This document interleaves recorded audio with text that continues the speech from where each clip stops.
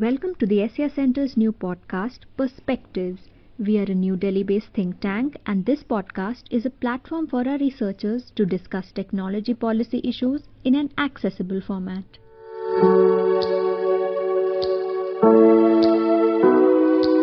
For this episode of the Perspectives podcast, we want to discuss the Delhi High Court order blocking Sci-Hub in India. This is a huge deal for students and nerds alike across India. We all spend our weekends reading random research papers because one thought popped up in our brain and now we need to know everything about the topic. How am I supposed to do that?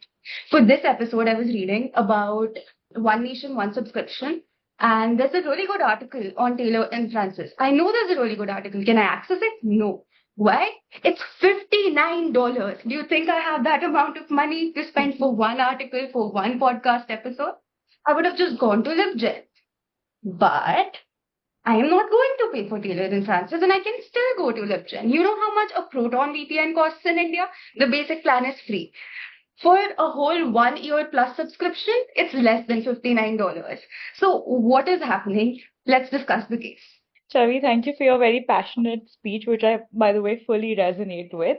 The order that Chavi is just talking about is as part of the recent development that took place on sometime mid-August of this year.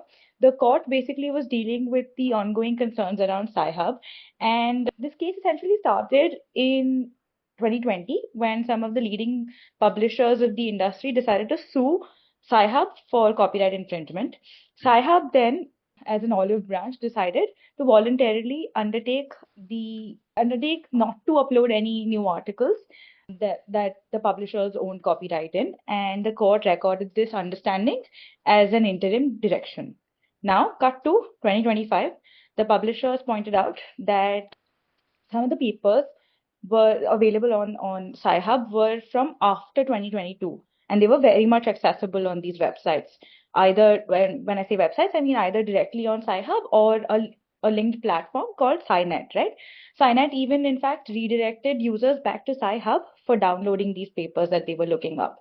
Now, this was understood to be a clear breach of the understanding and the undertaking that Sci-Hub had taken on. And then Sci-Hub acknowledged that content from after 2020 was available on the website, but they attributed this to a technical error. And they also said that SciNet was an entirely different initiative. So the court, however, did not buy into this argument, and they said this conduct is basically, it disregards the entire undertaking that they had taken on earlier, and they held Sci-Hub to be violated. Sci-Hub and SciNet were rendered rogue websites, and they were basically labeled to be enabling large-scale infringement. The court then also made a reference to the fact that Sci-Hub has been banned in over 11 other jurisdictions along the same lines. So ultimately, DOT and MeitY were both directed to block access to Sci-Hub and SciNet domains until next orders. And I think the next hearing in this matter is going to be sometime in December.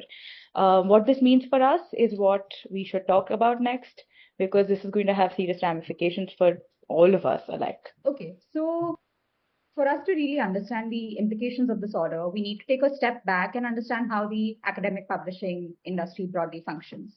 So you have a publisher like, say, Springer Nature, and these publishers publish several journals across different disciplines. It can be sciences, it can be social sciences, and academics and researchers across disciplines contribute their research and their articles to these journals. Now, currently, the way it works is that these publishers typically charge a subscription for anybody to be able to access these publications. So it's either, you subscribe to a bundle of journals, or sometimes, as Chavi realized, it can be a per article charge as well. And their version of the story is that publishing actually is a cost intensive process because there's a lot of infrastructure that you need to run publishing business. You need to have the relevant software to ensure that reviews can take place properly. You need to sometimes even employ legal personnel because there are authorship issues, contentions over who wrote what. Because of payments, you need some financial folks. So you have an entire administrative side of publishing that actually has a lot of costs. And as a result of that, they charge a fee. And typically this fee is something that the person who wants to access the article finally, which is a student or a researcher, has to pay. The problem, as Chavi was talking about, is that these fees are exceptionally high, and $59 is not something that an Indian student can typically afford.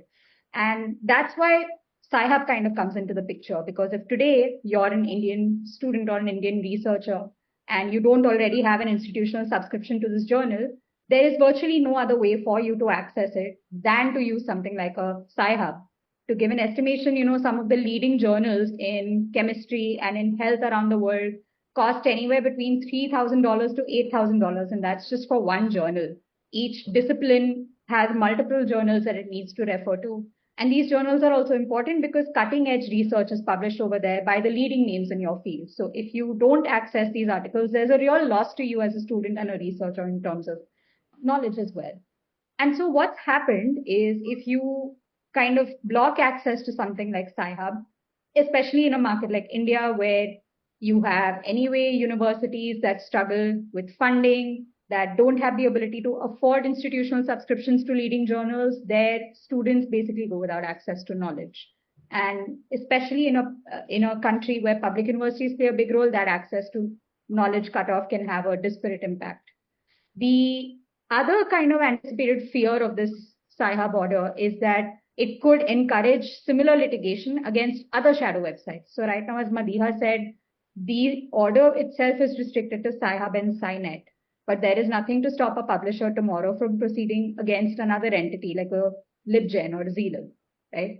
And again, the same kind of access considerations tend to come in, and that adverse outcome is exactly why we find ourselves in a bit of a bind with this order. But that being said, the existence of a Sci-Hub is also an indication of a larger problem with academic publishing, which is that we see that there is basically an oligopolistic market structure.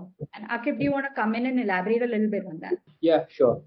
So if you look at overall this issue of blocking access to Sci-Hub, and if you look at the academic publishing business and the economics of this whole entire market, what we are witnessing here is essentially a market failure, which has some significant economic inefficiencies on a global scale. Now we can later go on to those economic inefficiencies and what are the implications of that. But first, let's understand this market. So as you mentioned, it's an oligopolistic market where five major publishers, often referred to as Big Five, are controlling 50% of all the academic journals worldwide. And this is across sciences and social sciences. But this is not your typical oligopoly. It has some unique characters, that make it particularly problematic from an economic standpoint. Now, there are 2 points to it which makes it problematic. First is, we have, in this case, perfect price inelasticity of demand. Okay, it's perfectly inelastic for reasons. For example, let's say a library needs access to a journal, okay, there is no substitute for it. You cannot access, you cannot say, okay, this is costly, so let me have subscribe to some other journal. No, you cannot. If you want this particular paper, you want that only, which makes this particular market monopolistically unique. Now this gives these publishers some extraordinary pricing power, which they can sort of exploit, and they can essentially set prices without worrying about the demand dropping off. The problem here is that there's this complete disconnect between the people who produce the content, the academic content, and those who pay for it. Now researchers essentially write papers for free. They do not get paid. They pay review it for free, and they often serve as editors on these journals for free. And then they themselves have to go back to these websites or these journals and buy back access to the same content which they produce for free. Now to me, this sounds economically irrational. And to give you a funny example, it's as if a farmer who has been producing his produce for free, he now has to go to a grocery store and pay this grocery store to stock his food there. So it's very economically irrational to me. Now overall, what this does is, as you were mentioning, Shweta, that there are some costs from the publisher sides as well, administrative, legal, all of those things. Now, beyond that, and later we will also go to, while we discuss the solutions, how do we sort of balance this trade-off between access versus, incentivizing the publishers. But beyond that, and before we go to that side, the problem with this whole monopolistic or oligopolistic market and the, discussing the access, blocking of this Sci-Hub thing, is that it largely creates this access inequality problem. Okay, and then there are some serious economic implications for this. Now let me give you some numbers from India in itself. Why, let's, for example, related to Sci-Hub. Now annually there have been around 7 million papers that were being downloaded from Sci-Hub alone. Okay, and if you like, as Chavi was mentioning, like the access to her paper was around $59, and even if you take an average of $40 per paper, this would represent around $280 million of worth of blocked knowledge transfer annually, and this is just from India. And if you multiply this across the developing world, you are talking about billions of dollars in blocked knowledge flows. Now, what are the implications of this is that the economic impact. Okay, so the implications of this is that there is this multiplier effect of the knowledge spillovers that we have. So every paper that is being accessed by any particular student or a researcher, it could lead to new innovations, it could lead to new research directions, and it could lead to new patents. And there are economic studies that have shown that the social returns to any R&D or any research are typically twice the private returns. Okay, and precisely because of these spillover effects that I am talking about. Now when you block access to websites like Sci-Hub or SciNet, you're not just preventing one researcher from reading one paper, you're potentially cutting off the entire innovation ecosystem. Okay, Just taking from what you had said, and in order to be able to frame solutions that are feasible for everyone, it is important for us to recognize that this is a systemic problem, right? In academic publishing as an industry. And so each time an issue like this emerges, not just in India, even globally, our immediate reaction is to deal with it through litigation, which is the most ineffective, most short-sighted way to go about it, because ultimately we are constantly trying to fix symptoms, whereas the root cause remains unaddressed.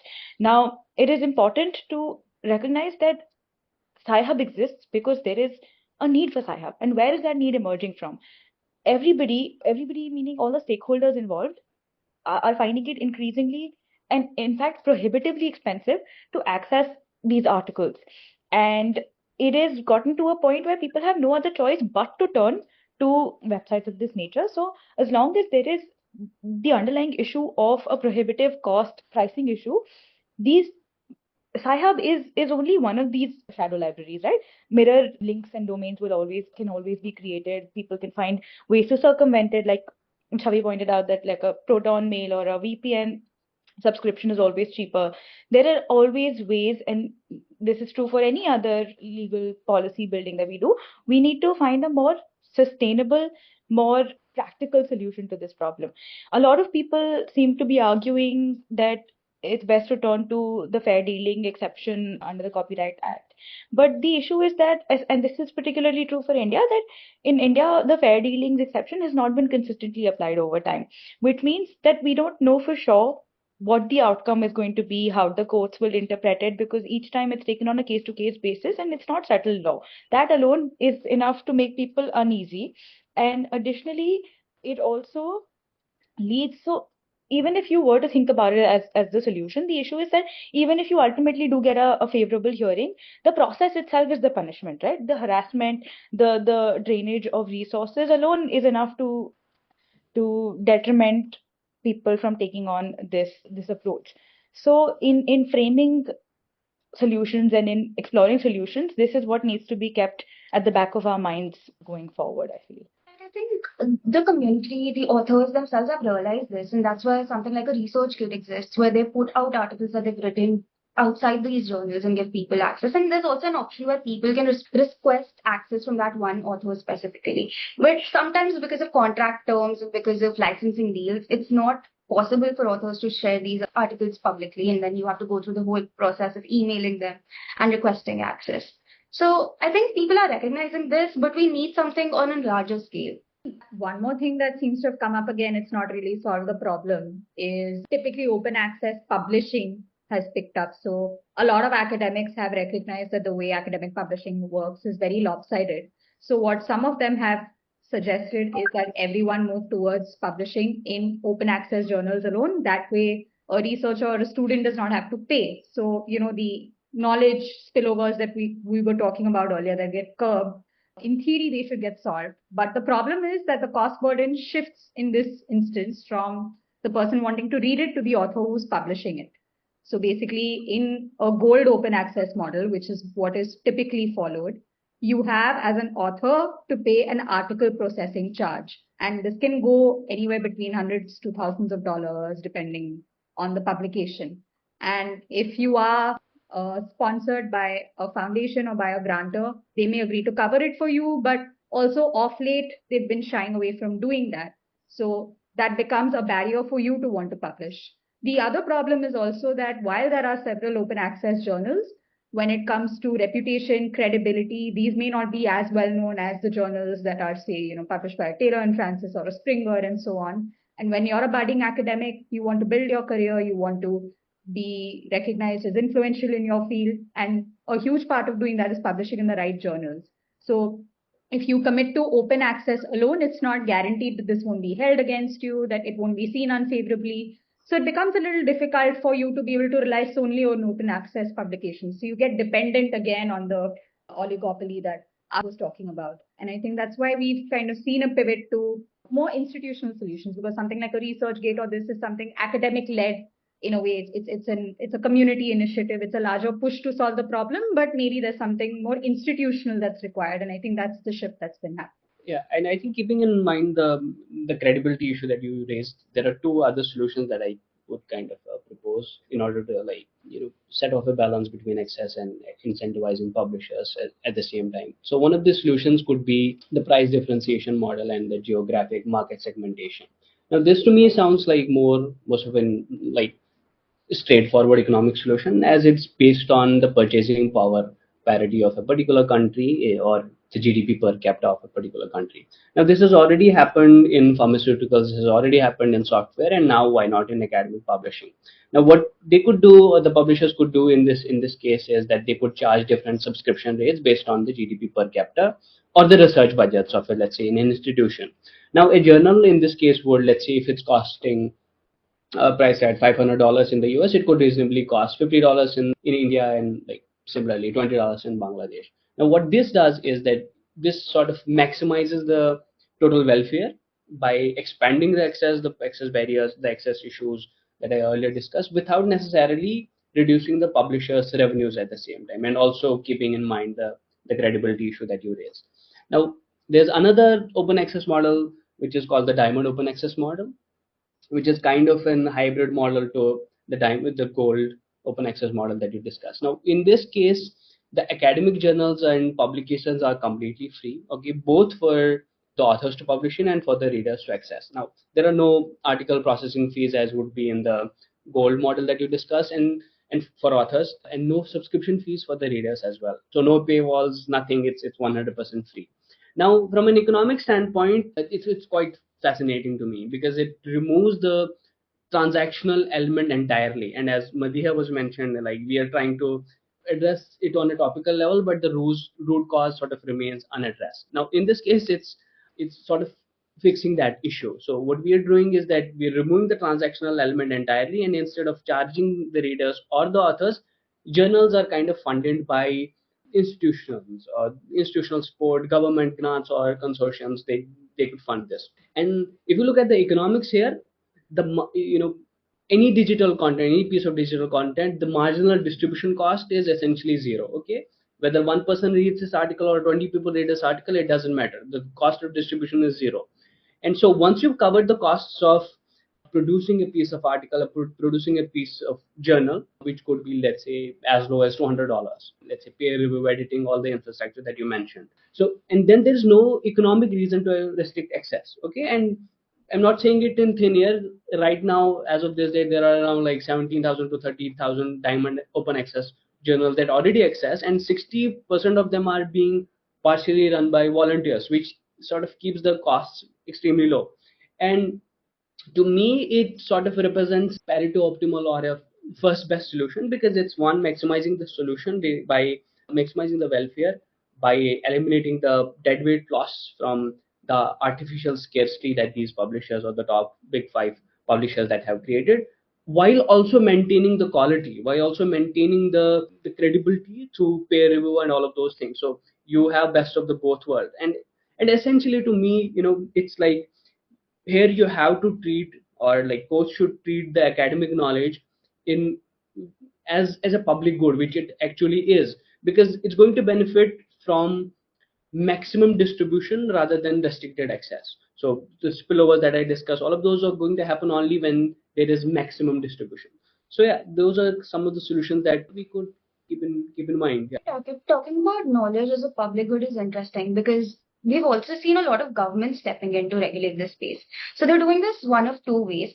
One is creating bilateral sort of agreements and where they, in exchange for certain compensation, so some journals allow governments to facilitate that knowledge to a broader audience, and this has been seen in a smaller scale through bilateral agreements. Another model is on a larger scale, something like a one nation, one subscription, where the government essentially undertakes to collaborate with a large number of publishers. And then they say, okay, universities and other organizations also who want access to these journals, you don't need to go and get individual subscriptions. You just need one subscription, and then you have access to all the different sources. And this is a great way to address this problem, but it comes with some issues. First being the obvious, why would publishers want to give up their revenue, right? Even if they create a differential pricing structure with the governments, there is still some revenue loss that will occur through this model for them. Then another issue is sometimes the costs will outweigh the benefits. So when the government's undertaking to create these contracts, they want to create a huge data set. But some journals and some resources are very specific to certain communities, in like especially in very niche areas where only a very specific demographic would want access to them. So it doesn't really reduce the cost. And sometimes if in those academic spaces you actually end up taking more and more subscriptions, then another issue is universities actually being able to onboard this solution as well. When funding is an issue, even one subscription can seem substantial, right? And aside from that, there's also the issue of even top research institutions only use a fraction of their subscriptions. So even if they're taking on the cost and the governments are trying to absorb it, are we seeing the benefits of it? So the government of India started this project and it has slowed down a little bit, but not to be discouraged, there are some countries which have seen significant success with this too, with international funding. Like Uruguay has funding from the World Bank, and their portal Timbo basically operates on a similar model to ONOS. And Germany also has created Project Deal, which has sort of created a similar model. Okay, so on that note, like all these steps that you have mentioned, Chavi, the one nation, one subscription, and other examples that you mentioned globally have been successful. Now, I have 2 cents to share on this, and so personally, so first, I think this is economically interesting. What they are essentially trying to do is they're trying to solve this market failure that I earlier mentioned by bulk purchasing the subscriptions. Okay, and what they're saying in the case of one nation, one subscription, they are trying to spend like 6,000 crores over a period of 3 years to provide decentralized access. But which you said, like there are problems to that, and how most of it was open access already, and then you eventually spend more than what you should have done. So from a welfare economics perspective, this makes sense. They are essentially internalizing a positive externality, okay, the social benefits of knowledge and all of that stuff. But there are limitations to this approach, okay, which we all know. Why? Again, going back to Madiha, where she mentioned that the root cause remain unaddressed, I think that here the fundamental market structure, the oligopolistic market structure, is still intact in this case. So publishers still get paid potentially even more than before these bulk sales would happen, and it's essentially a transfer of public resources to these private publishing companies that are addressing without addressing the market failure. And as you mentioned, like there have been international experiences as well. Another examples was Research for Life initiative, and other bilateral deals with publishers and countries. But again, these are all working within the existing system rather than challenging its fundamental economics, which is a problem. Yeah, I think what I'm taking from this whole discussion really is that if we look at the Sci-Hub case in isolation, there may be some cause for despair for students and researchers who wish for open access, but all is not lost because really the core of the issue is the way the market structure is currently. And if we deploy both institutional mechanisms like ONOS, we try and realize them to their full potential. And there is also a larger pivot in the academic world towards something like a diamond open access publishing. If there is a way to make it scale feasibly in the Indian context, if there are already as many journals as Akib is saying, maybe there is a way to kind of nudge the ecosystem here to move towards that as well. So even if we feel like a little hope is lost in litigation, there are broader ecosystem-wide solutions that might give the access to knowledge movements on this side.